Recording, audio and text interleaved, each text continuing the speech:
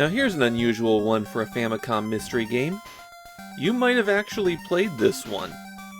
The Famicom version just goes by the simple name Murder Club, but other ports included the name of the series, and so became JB Harold Murder Club. The series started out on Japanese PCs, and the PC Engine version was one of the first CD-ROM games with full motion video.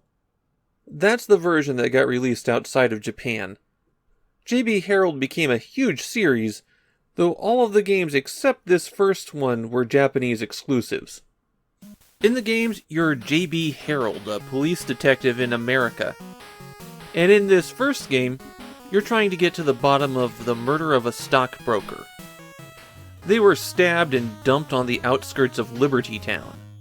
Your only clues are the victim's identity and the knife they were stabbed with.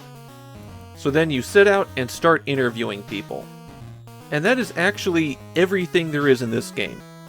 These mystery adventure games on the Famicom don't seem to involve a lot of investigation, and Murder Club seems to take that to a whole new level. The closest you get is being able to interview a medical examiner. Instead, you go to a location, and then talk to the person there, making sure that you hit every option multiple times, just in case something changes. Your conversation with them will unlock the next location, and so on. There's really 3 avenues of discussion. Personal details, like their age and occupation, what they know about other people, and objects that you've found. These open up sub-menus when you're interviewing someone, and they're multiple screens long, but there's no indication of that.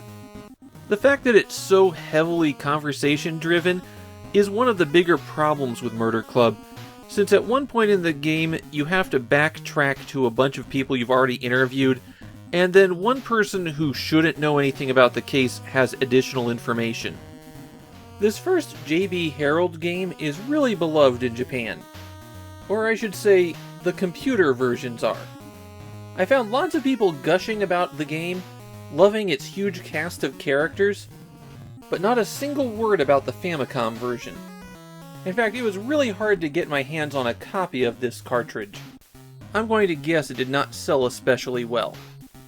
Maybe part of the reason that people don't want this version of Murder Club is that the password system is insane. You have to go back to the police station to save, and they give you one of the longest, ugliest passwords on the Famicom.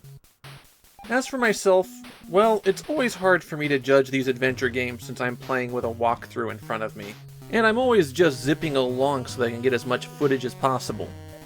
But I didn't see anything in Murder Club that would make me want to go back to this one. Since it's literally all conversation, and not exactly complicated conversations either, it feels like the mystery is too streamlined.